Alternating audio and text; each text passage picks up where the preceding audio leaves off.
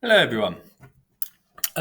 Today's video is us going to be focusing on psychological treatments for schizophrenia. Three things you need to know, evaluate, and apply here: CBT, family therapy, and token economies. All of which are three very different treatments. So let's make a start then. So, in terms of treating schizophrenia, if we go back to what is schizophrenia, one of the key symptoms was delusions, right? And a delusion, as it says there, is essentially an illogical and inaccurate belief. So it's a faulty way of thinking. So what we're going to be dealing with quite a lot is namely how you actually treat hallucinations and potentially delusions. And we do that through, let's firstly start off with CBT. Now, if schizophrenia is a break from reality, the point of CBT is to try ground those beliefs and try and make the individual realize that they're actually irrational beliefs, not accurate, for example. And that's where CBT is grounded. So there is a very interesting list here, which I would recommend you having a look at on the slides, is the types of delusions there are. Yes, you can have my cookies.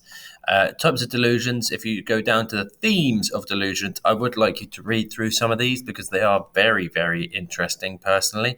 Cotard delusion is my personal favorite.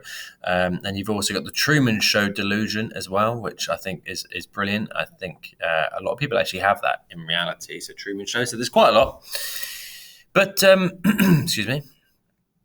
So in terms of this bullet point, the real important thing that you need to know is specifically how CBT actually treats schizophrenia. It isn't what CBT is in general.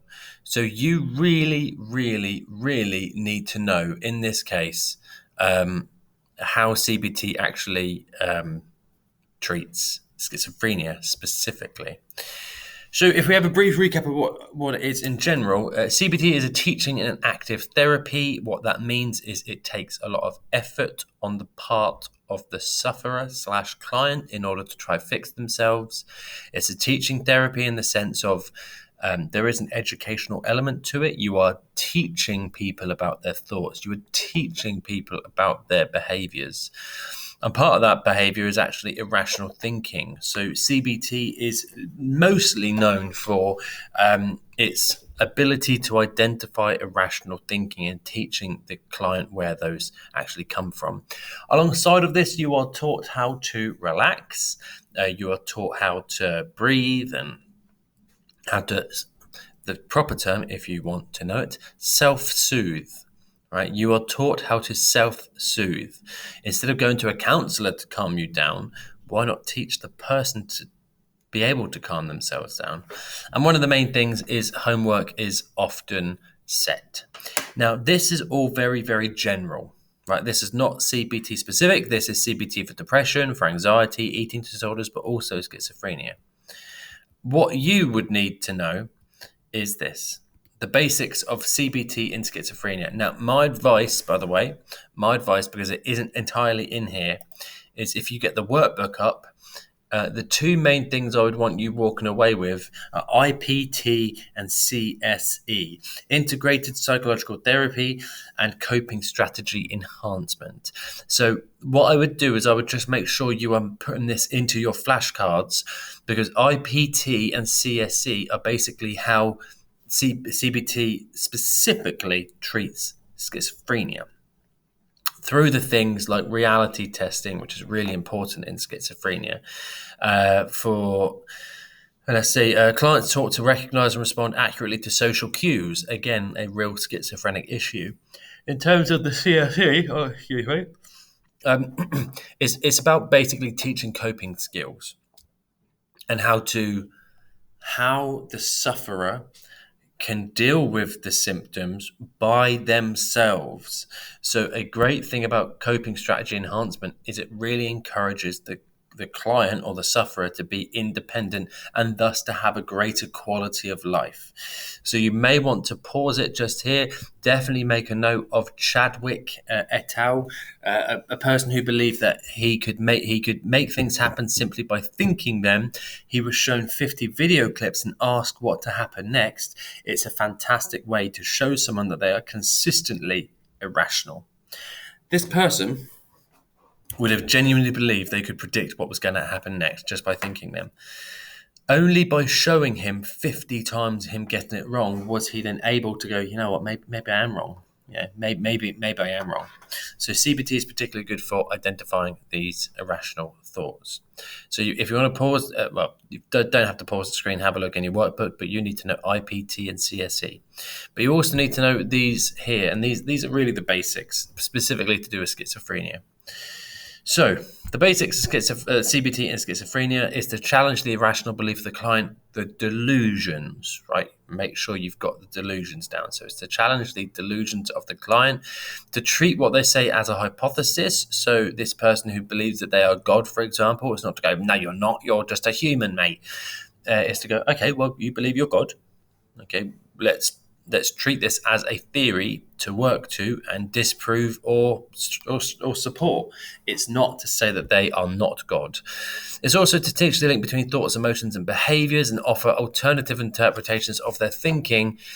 For example, if they're convinced somebody is going to harm them, find evidence to the contrary. And this is what is kind of called the hot potato thought. You take what their thought is, and you find evidence for why that thought is not actually accurate. It's called the hot potato thought. I don't know why it's called the hot potato thought. One of the biggest things in schizophrenia is that you can't turn off the symptoms. It's the same for most mental health disorders. But particularly for schizophrenia, sometimes it's just about getting yourself through the day. So a major thing to do with this is actually to teach the client to self-distract. And I feel you may need this later on. It's particularly good for both auditory, but more importantly, visual hallucinations. It's just to get them watching some comedy, for example. That's going to make them laugh. It's maybe getting them to read or go for a walk listening to music. Self-distraction techniques do not fix schizophrenia, but they just get you through the rough parts of the day. So, in terms of its effectiveness, does it actually work? Yes, it does. I think this is Big Helly, which is a great name. Big Helly. This is quite an important piece of research. It's not named on the spec, but Big Helly does actually show, quite a recent piece of research, does actually show that there is big reductions in symptoms. So there's a lot of numbers there, but let me go through this. They found 44.5% of the sample reached a 20% reduction in overall symptoms. Now, you might not think that's that it's not cured the whole thing, right? Therefore, it's rubbish, etc., etc. But it does show that it does work, and this, alongside, say, drug therapies, together are going to bring it down 50, 60, 70%. So almost half of the sample, the symptom intensity, if you will, is going down 20%, and sometimes that's enough. That's much easier to live with than the full intensity of your symptoms. Almost 15%, 13.2% of people reached a 50% reduction, showing that generally speaking, CBT does work.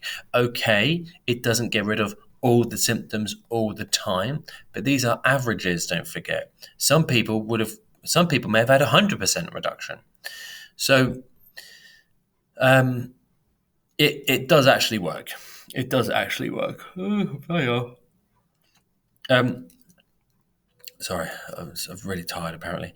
52.9% reached a 20% reduction in positive symptoms, and 24.8% reached a 50% reduction in positive symptoms. So it does actually show that it has a moderate impact in treating schizophrenic symptoms, right? But the key thing here is that you're reducing it enough so that they can go back into society. They have improved quality of life, they have improved employment prospects, for example, and they can reintegrate into society. So you do need to know, Big Helly, those statistics are quite important. But in terms of evaluations, a multi-pronged approach is always going to be better than just CBT. So what you could argue here is CBT should never be used by itself. You may argue that.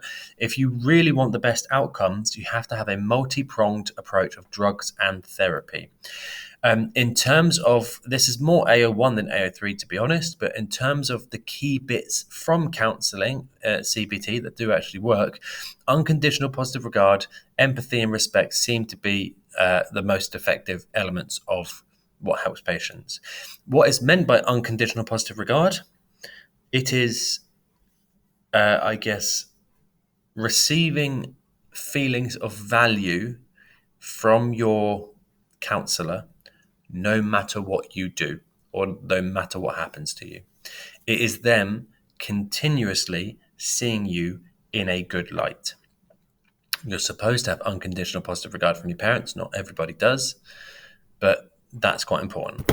CBT is more effective separately when compared to drugs. So by themselves, CBT is more effective than drugs.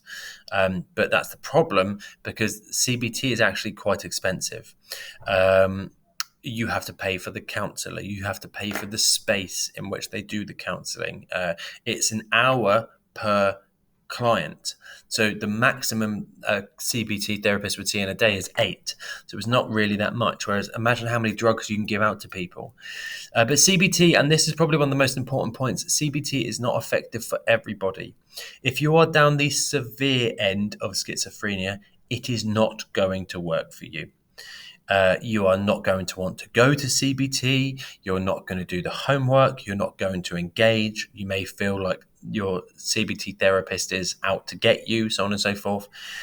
So it's only really good for people with a mild to moderate form of schizophrenia. The whole point, how you treat people with severe schizophrenia, throw the drugs at them, get them on the drugs, get them to a place where they're not severe anymore, and then you do the counselling, right? That drug should be a short term. Antipsychotics are supposed to be a short term, get you down to the right level, continue taking the drugs, and then do counselling. So that's how it's supposed to work. Now, in terms of effectiveness, quite a short point, if I remember right in this one, CBT has been shown to successfully treat schizophrenia. Right? What's the evidence there? Well, I'm going to go with Big Helly in this case. Big Helly is found 13%, 44%, 20% reduction, so on and so forth. So what's the elaboration here? Well, to elaborate, to go into detail as to why this is important, this demonstrates that CBT is an effective strategy to treat schizophrenia, and should be employed alongside other short-term medications. And therefore, it appears that doctors actually do have a legitimate route to treating schizophrenia. That would be how you write a full pill. Now, CBT is one thing you need to know, right? And no IBT, or IPT, no CSE. You need to know all of that. There's a lot there. But don't forget, part of the problem, apparently, was that schizophrenia is caused by family dysfunction. So directly from that theory, family therapy has been created. This is apparently family therapy. These three are really engaged. This lad, he's the problem. Now, in terms of what family therapy is, family therapy is a way to treat the faulty family dynamic. Is to treat the faulty family dynamic, and more permanently than, say, drugs.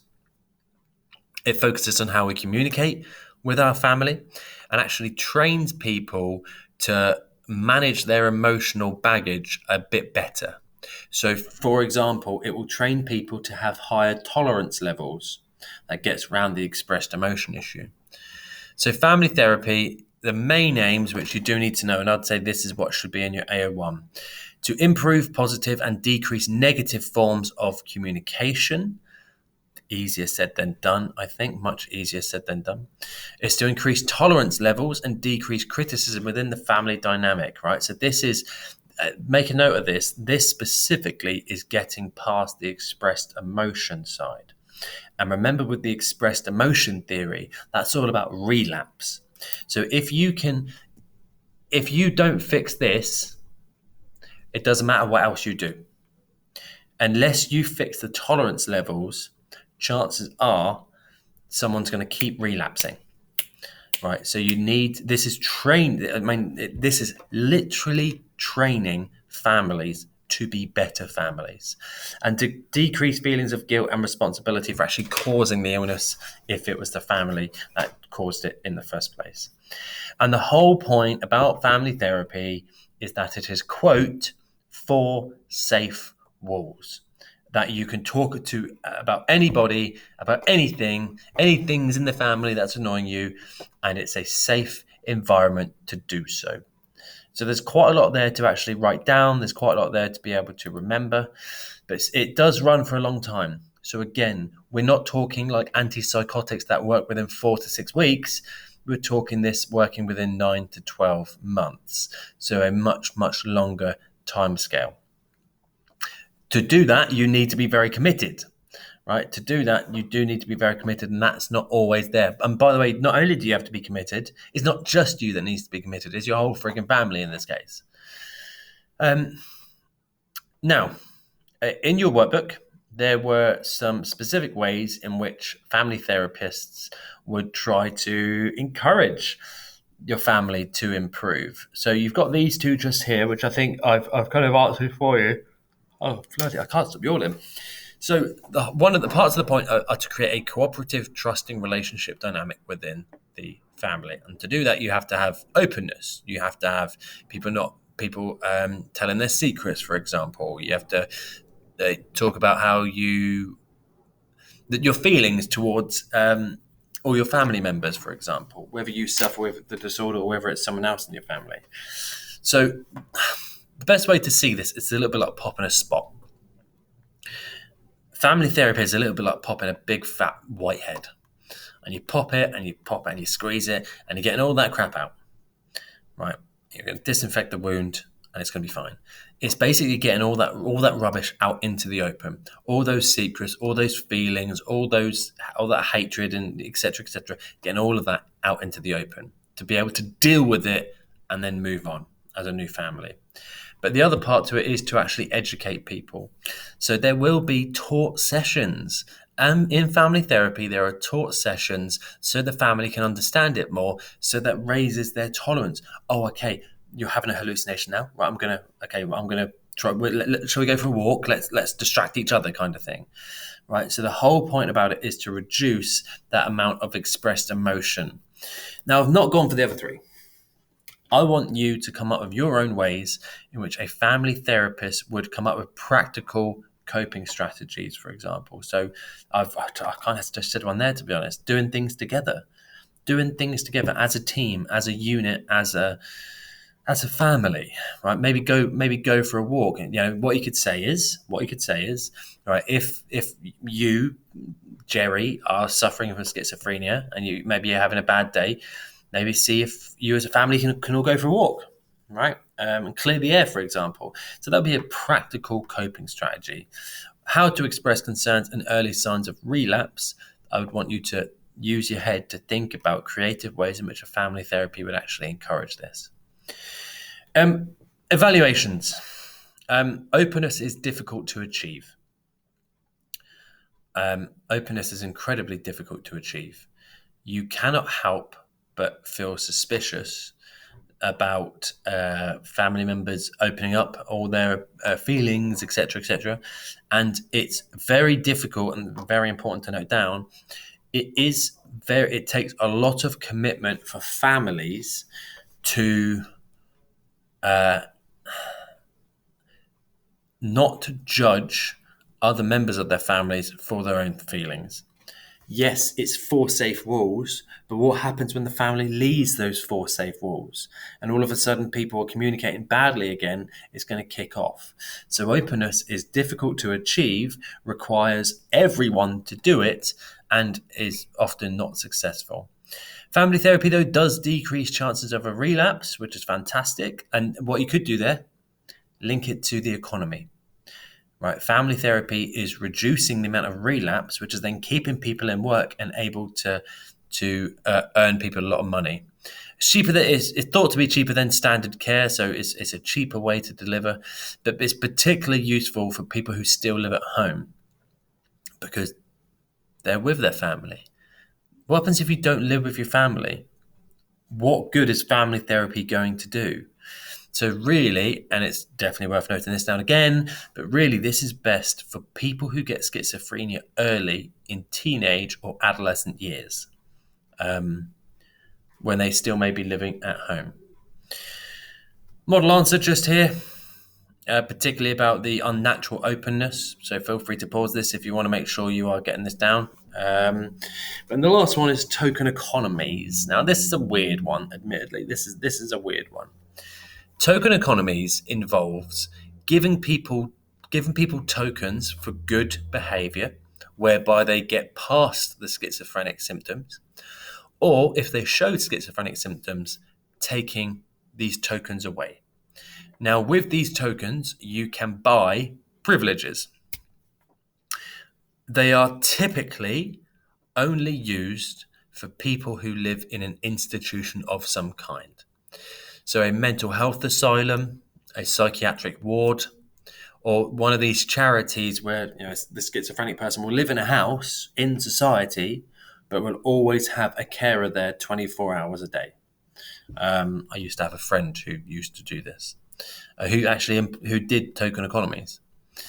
So, and I will tell you about Dave, by the way. My classes tell me about Dave, the guy that my friend dealt with. He basically had an eating disorder in which he would eat everything, and he ate a plug, like a plug.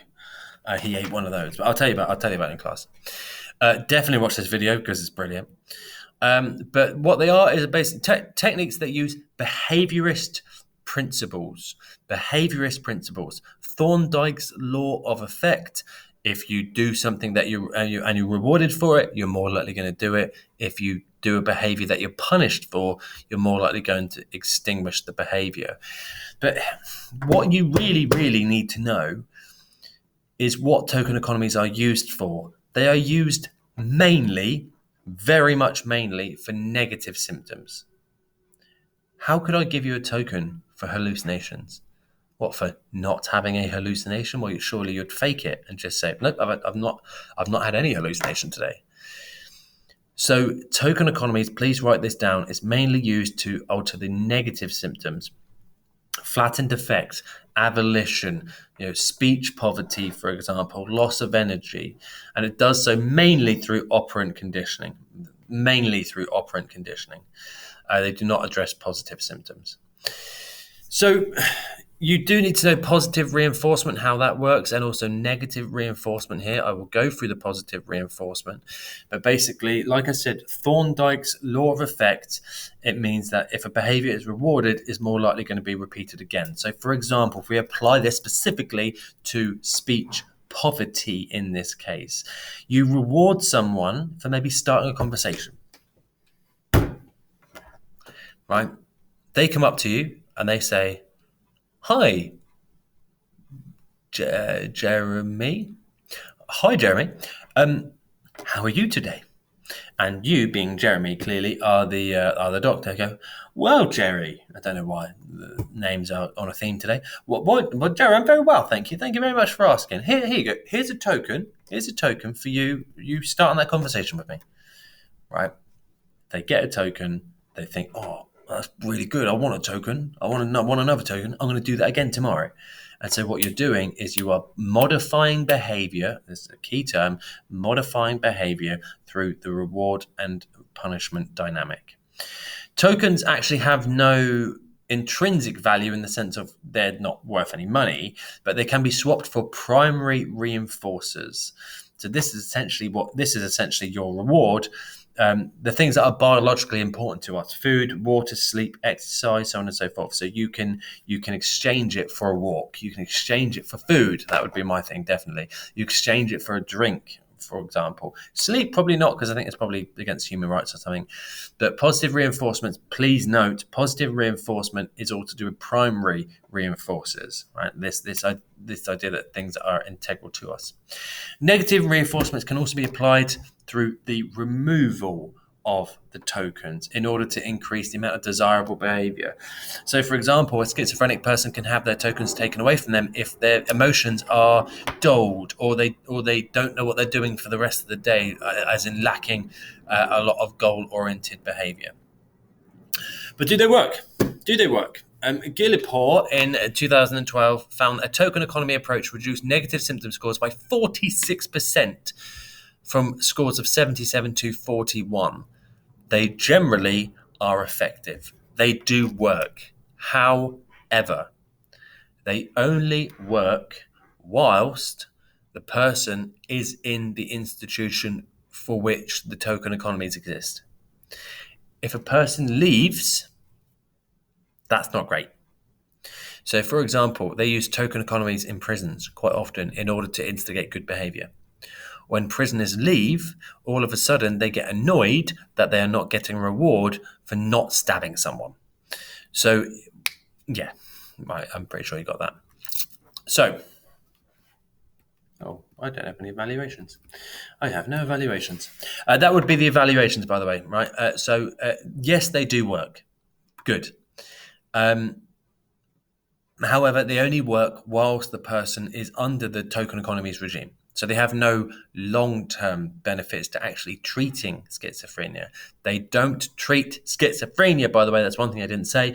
Token economies is a management technique. It is not a treatment. So just be careful with research, with exam questions later on.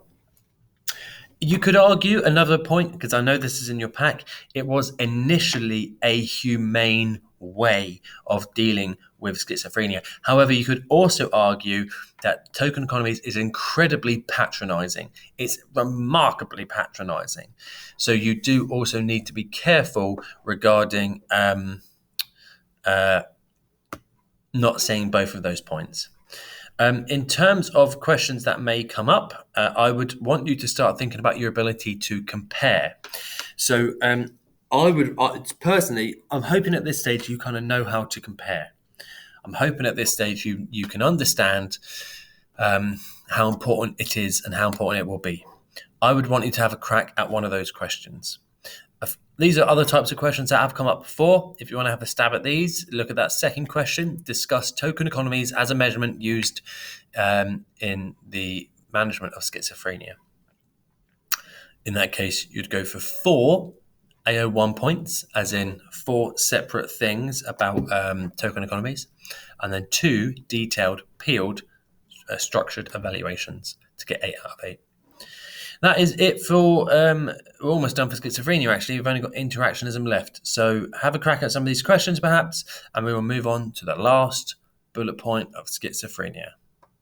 See you later.